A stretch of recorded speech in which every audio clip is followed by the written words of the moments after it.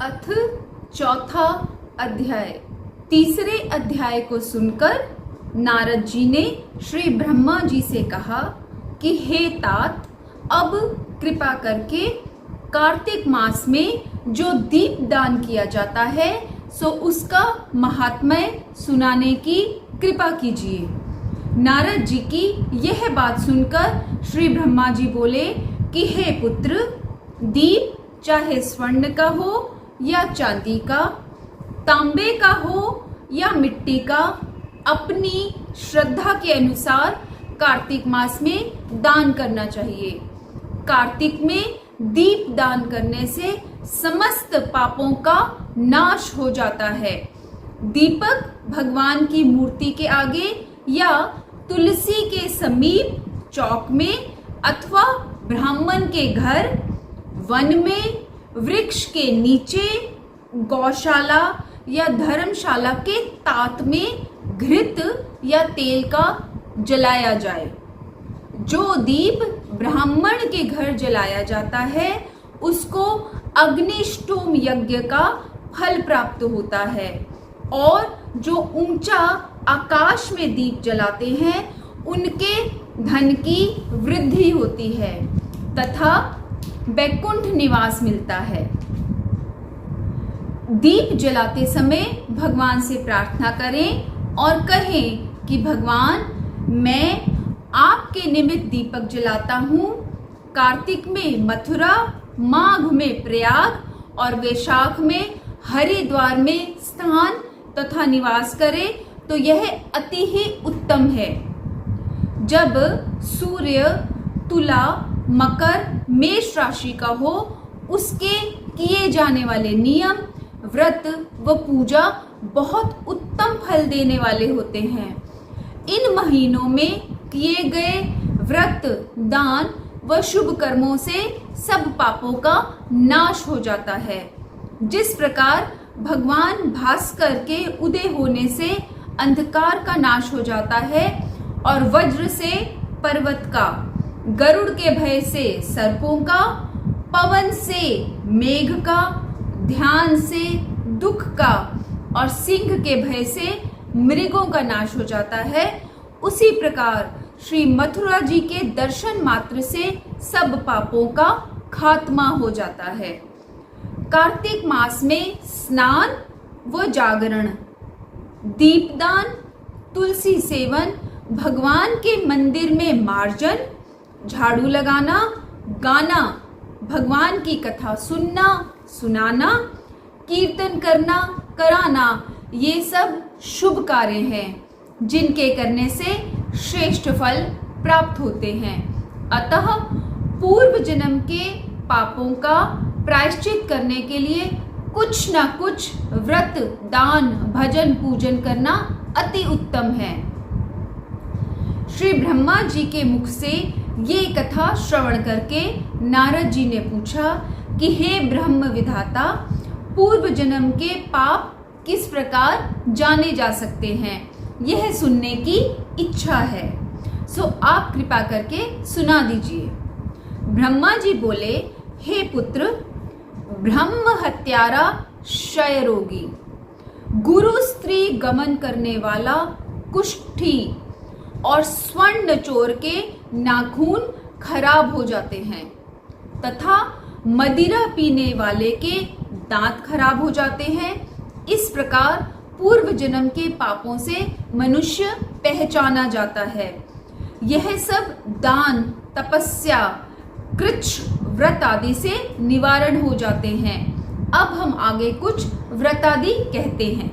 एक समय भोजन करने से तथा 3 दिन सायंकाल और 3 दिन प्रातः काल भोजन करने से अति कृच्छ तथा सायंकाल में 12 ग्रास और प्रातः काल में 26 ग्रास अथवा 24 ग्रास खाने से भी अति कृच्छ व्रत कहा जाता है, अथवा 24 ग्रास खाने से भी अति कृच्छ व्रत कहा गया है। 3 दिन खाएं और फिर 3 दिन उपवास करें तो ये भी अति कृच्छ व्रत होता है। सायंकाल में 1 ग्रास और प्रातः काल में 1 ग्रास, फिर 2 दिन बगैर मांगा हुआ तथा 2 दिन तक उपवास हो तो यह अति कृच्छार्ध व्रत कहलाता है।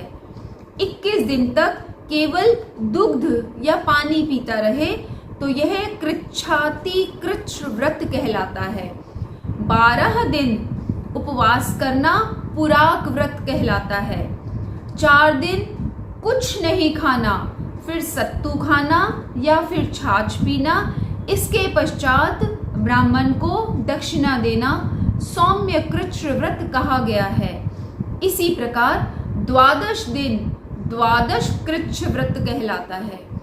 तुला पुरुष का दान करना और गौ घृत, गोबर, दूध, दही तथा कुशा का जल पीना और दूसरे दिन उपवास करना, यह कृच्छ संतपन बताया गया है।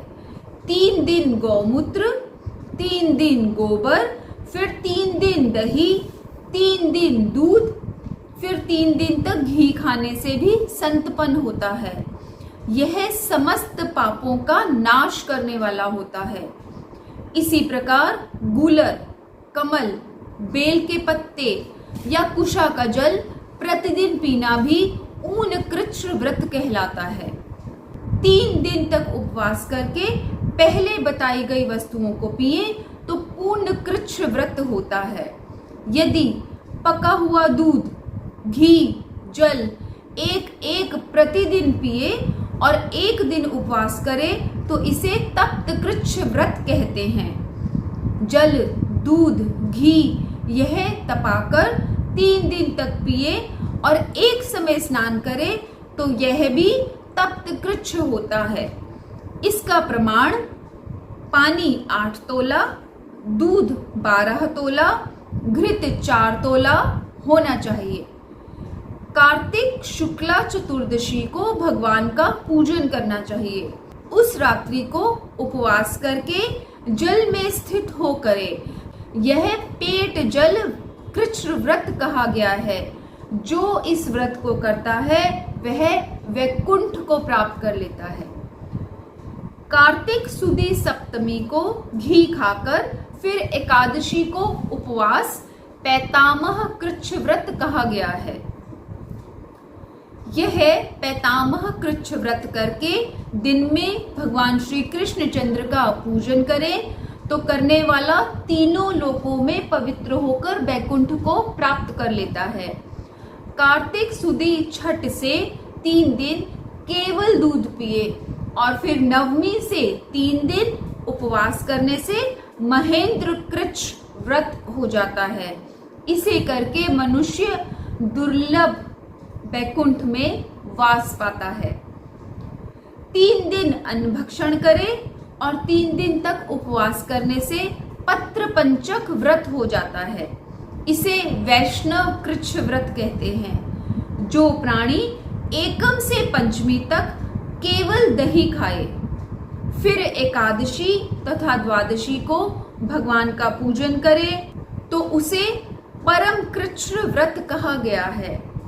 इसके करने से श्वेत दीप का वास मिलता है, जो शुक्ल पक्ष की एकम से प्रतिदिन 1 ग्रास बढ़ाता और कृष्ण पक्ष में 1 ग्रास कम करता है तथा अमावस्या को कुछ ना खाए तो यह चंद्रायण व्रत कहलाता है। 1 ग्रास 2 तोले का होता है, या यूं समझो कि भली प्रकार मुंह में आ जाए इतना ही ग्रास होना चाहिए। कृष्ण पक्ष के आदि में और 14 को 5 ग्रास, इसी प्रकार एक पक्ष में 250 पूरे करने चाहिए। इसे भी चंद्रायण व्रत कहते हैं।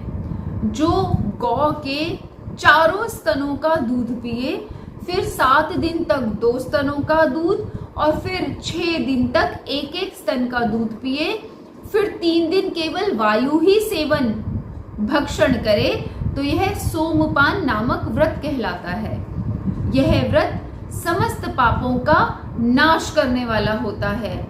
गेहूं तथा चावल की कांजी, दही, दूध, घी, जल और पंचगव्य ये सब चीजें नियम पूर्वक कार्तिक मास में खाने से साप्ताहिक कृच्छ व्रत हो जाता है। इसके करने से व्रत करने वाले को विष्णु लोक की प्राप्ति हो जाती है, ऐसा शास्त्रों का मत है। बेल, पलाश, गूलर का काढ़ा और गर्म दूध पीकर एकादशी व्रत करने वाला द्वादशी को पारण करे तो निश्चय ही बैकुंठ में निवास हो जाता है। जो व्यक्ति कार्तिक सुदी सप्तमी, अष्टमी, नवमी, दशमी को जल कमल खाए, फिर एकादशी का उपवास करे तो यह लक्ष्मी व्रत कहलाता है। इस लक्ष्मी व्रत को करने वाला मनुष्य लक्ष्मी पात्र हो जाता है। इस व्रत को करने वाले को भगवान के बैकुंठ लोक में वास मिलता है। प्रातः काल में 4 ग्रास और सायंकाल में न खाने से शिशु चंद्रायण व्रत कहलाता है। कार्तिक सुदी चौदस को ब्रह्मकूच व्रत में गौरी माँ का पूजन करना चाहिए। इसकी विधि इस प्रकार है। गौमूत्र, गोबर, दूध, दही, घृत और कुशा का जल लेकर इन सबको मिलाकर पंचगव्य अथवा ब्रह्म क्रूच होता है तथा लाल रंग की गौ का मूत्र, श्वेत गौ का दूध, नीली गौ का दही, काली गौ का घी, यदि किसी वजह से ये न मिल सके तो दूसरी तरह का भी पंचगव्य हो सकता है, जिसका प्रमाण है गौमूत्र 8 माशा, गोबर 16 माशा, दूध 12 माशा, दही 10 माशा, घी 8 माशा और कुशा का जल 4 माशा। गौमूत्र गायत्री मंत्र पढ़कर गंधम द्वारा से गोबर, पयः पृथ्व्या से दूध, दधि क्रावर्यो मंत्र से दही, तेजोमसी पढ़कर घी और द्वस्येति मंत्र पढ़कर कुशा का जल लेना चाहिए। इसको कुशा के पत्तों में रखकर विधिवत हवन करें। वेद के इन मंत्रों से आहुति देनी चाहिए। इरावती, इदम विष्णु विक्रमे, शर्वती, मनस्तोक, शवती, इन मंत्रों से आहुति देकर बचा हुआ घी पान करना चाहिए।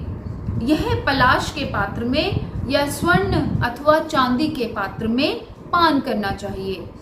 एक दिन तथा रात्रि उपवास करे, साथ ही भगवान का स्मरण करे। यदि स्त्री व्रत करे तो अपने पति की आयु कामना करे और भगवान की प्रार्थना करे। उस दिन भोजन नहीं करना चाहिए। आंवला या तुलसी का पूजन करना चाहिए। व्रत समाप्ति के निमित्त ब्राह्मण को गौ दान करना चाहिए। इस प्रकार इन कृच्छादि व्रत के करने से व्रत करने वाला भगवान का अति प्रिय होता है और वह परम पद को प्राप्त होता है। इति चतुर्थ अध्याय। ओम नमो भगवते वासुदेवाय।